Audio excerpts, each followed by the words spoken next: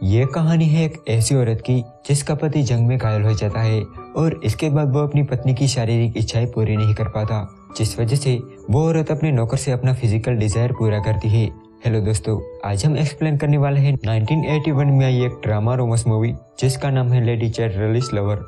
Movie की starting में हम घोड़ों की रेस देखते हैं। हमेशा की तरह वो रेस एक क्लिफर्ड नाम का आदमी जीत जाता है। वो अपनी पत्नी कॉनी को ये खुशखबरी देता है कि वो ये रेस जीत चुका है और इस खुशी में शाम को उनके घर पार्टी होगी। अब रात को क्लिफर्ड अपनी खूबसूरत पत्नी कॉनी के साथ डांस कर रहा था। तभी उन्हें खबर मिलती है कि इंग्लैंड और जर्मनी के बीच जंग छिड़ गई है। इस वजह से अगले ही सुबह क्लिफर्ड सेना में चला जाता है, जहां वो उस जंग में शामिल होता है, पर वो उस जंग में बुरी तरह से घायल हो जाता है, जिस वजह से अब वो अपंग और नपुंसक बन गया है। इसीलिए अब वो हमेशा व्हील चेयर पर ही रहता है और कॉनी उसका ख्याल रखती है। क्लिप से बेड पर अब कुछ हो नहीं पाता था, इसीलिए कॉनी की शारीरिक इच्छाएं पूरी नहीं हो पाती थी। एक दिन क्लिफर्ड कॉनी से कहता है कि मेरे लिए तुम अपनी लाइफ खराब मत करो। वो कहता है कि मैं एक अच्छा पति नहीं बन पाया, इसीलिए अगर तुम्हें कोई आदमी पसंद आता है तो तुम उससे प्यार कर सकती हो, मुझे कोई एतराज नहीं होगा। साथ ही वो ये भी कहता है कि अगर उनका कोई बच्चा होता है तो वो उसको अपना वारिस बनाएगा। लेकिन कॉनी कहती है कि कभी ये मत भूलना कि मैं तुमसे प्यार करती हूँ। तभी वहाँ उनका गेम कीपर ओलिवर आता है। क्लिफर्ड ओलिवर से कहता है कि मुझे घर तक छोड़ दो, तो ओलिवर क्लिफर्ड को घर तक छोड़ने जाता है, जहाँ ओलिवर को कॉनी बहुत पसंद आ जाती है।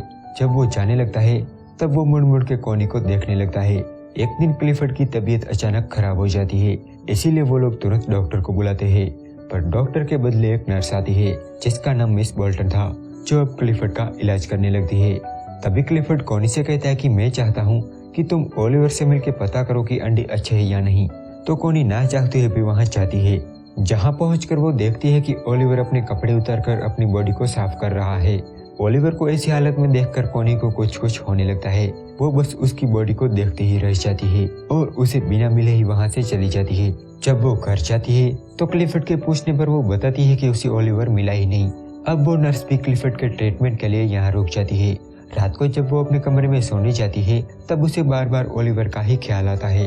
वो चाहकर भी उसे भुला नहीं पा रही थी और वो उसके ख्यालों में खो जाती है और अपनी बॉडी को टच करने लगती है। अगले दिन क्लिफर्ड फिर से उसे अंडे देखने के लिए भेजता है, लेकिन जब कॉनी ओलिवर के पास जाती है तो ओलिवर उससे ठीक से बात भी नहीं करता। वो समझ गया था कि कॉनी उससे क्या चाहती है, इसीलिए वो नहीं चाहता था कि उनके बीच कोई अफेयर हो, क्योंकि वो उनका एक आम नौकर था। इस वजह से कॉनी वहाँ से चली जाती है। लेकिन अगली बार जब वो ओलिवर से मिलती है तो ओलिवर उसे अपने कॉटेज की चाबी दे देता है। अब वो जब चाहे पक्षियों को देखने आ जा सकती थी। अब वो हर रोज ओलिवर के पास जाने लगी। वो बस ओलिवर को देखना चाहती थी। ऐसे ही एक दिन जब वो ओलिवर के पास जाती है तो ओलिवर उसे नन्हे चूजे दिखाता है, जिन्हें देखकर वो रोने लगती है। दरअसल उनका कोई बच्चा नहीं था और क्लिफर्ड की हालत देखकर ऐसा लग रहा था कि अब होगा भी नहीं। तब ओलिवर उसके पास आता है और उसे सीने से लगा लेता है। यहाँ वो दोनों बहुत क्लोज आ जाते हैं और दोनों इंटीमेट भी होते हैं। लेकिन इसके बाद कॉनी को काफी गिल्टी फील होता है और वो वहाँ से भागने लगती है। उसे आता देख मिस बोल्टन भी देख लेती है। इसके बाद कई दिनों तक वो ओलिवर से नहीं मिलती। वो उसे प्यार तो बहुत करती थी, पर वो जानती थी कि ये गलत है। तो वहीं दूसरी तरफ ओलिवर भी कॉनी को देखने के लिए तरस गया था और एक दिन वो कॉनी के घर तक आता है, इस उम्मीद में कि उसे एक बार कॉनी दिख जाए। उसे कॉनी तो नहीं दिखती, पर मिस बोल्टन उसे घर के बाहर देख लेती है। एक दिन जब कॉनी घर के बाहर बैठी थी तब ओलिवर उसके पास आता है। वो उसे कहता है कि क्या हमने कुछ गलत किया है। कॉनी कहती है कि नहीं। फिर वो उसे जंगल में ले जाता है, जहाँ अगेन दोनों इंटीमेट होते हैं। एक दिन ओलिवर क्लिफर्ड के घर आता है, जहाँ कॉनी उसे कहती है कि तुम यहाँ क्या कर रही हो। तभी वहाँ क्लिफर्ड आता है। वो ओलिवर से पूछता है कि क्या हुआ, तो ओलिवर कहता है कि मैंने 2 शिकारियों को पकड़ा है जो अवैध शिकार कर रहे थे। पर यहाँ क्लिफर्ड को कॉनी और ओलिवर पर शक हो जाता है। क्लिफर्ड ओलिवर से कहता है कि उन शिकारियों पर मुकदमा चलाओ, लेकिन इस पर कॉनी कहती है कि उन्हें छोड़ दो। क्लिफर्ड कहता है कि मैं एक शर्त पर उन्हें छोड़ सकता हूँ, अगर ओलिवर उन दोनों को पीटे तो, वरना ओलिवर को अपनी नौकरी से हाथ धोना पड़ेगा। तो ओलिवर ना चाहते हुए भी उन दोनों को पीटता है। एक दिन जब कॉनी ओलिवर से मिलने जाती है तब वो ओलिवर को बताती है कि मुझे एक बच्चा चाहिए। ओलिवर कहता है कि क्लिफर्ड का क्या होगा, तो कॉनी कहती है कि मैंने उससे बात की है, वो एक बच्चा और वारिस चाहता है। तब ओलिवर पूछता है कि क्या वो हमारे बारे में जानता है। इस पर कॉनी कहती है कि नहीं। वो कहती है कि मैं जानती हूँ जब हमारे बारे में उसे पता चलेगा तो वो क्या कहेगा।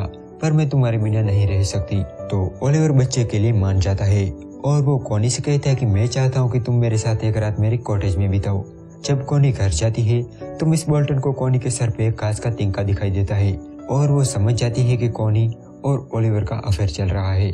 इसके बावजूद भी वो ओलिवर से मिलना जारी रखती है। वो ओलिवर से कहती है कि मैं एक रात तुम्हारे कॉटेज में जरूर बिताऊंगी। वो कहती है कि मैं तुम्हारी पत्नी बनने के लिए तैयार हूँ, पर मैं क्लिफर्ड को नहीं छोड़ सकती, उसे मेरी जरूरत है।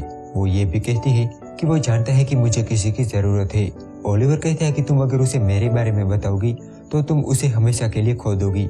वो कहता है कि मैं एक नौकर हूँ और वो कभी नहीं चाहेगा कि एक नौकर का बच्चा उनका वारिस बने। जब कॉनी वापस आती है तब शाम ढल जाती है। क्लिफर्ड उसे वापस आते देख लेता है। कॉनी कहती है कि तुम यहाँ क्या कर रही हो?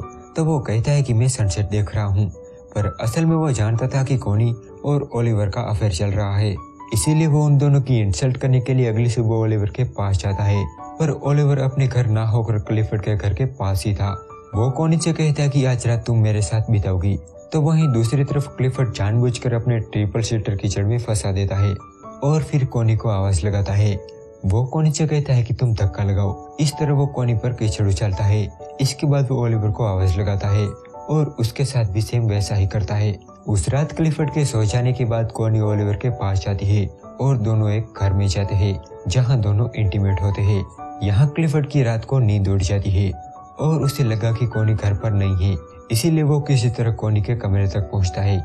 जहां वो देखता है तो कॉनी कमरे में नहीं थी। जब सुबह होती है तो क्लिफर्ड कॉनी को घर आते देखता है। कॉनी कहती है कि तुमने ही कहा था कि तुम्हारे लिए एक आदमी पसंद करो। क्लिफर्ड कहता है कि हाँ, पर मैंने ये नहीं कहा था कि तुम एक नौकर ओलिवर से रिश्ता बनाओ। सोचो अगर तुम प्रेग्नेंट हो गई तो। अब इसके बाद क्लिफर्ड कॉनी को वेनिस भेज देता है और ओलिवर को काम से निकाल देता है।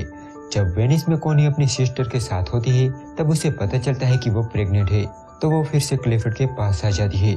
जहाँ उसे पता चलता है कि क्लिफर्ड ने ओलिवर को काम से निकाल दिया है, तो वो उसे ढूंढने निकल जाती है और वो ओलिवर को ढूंढ लेती है।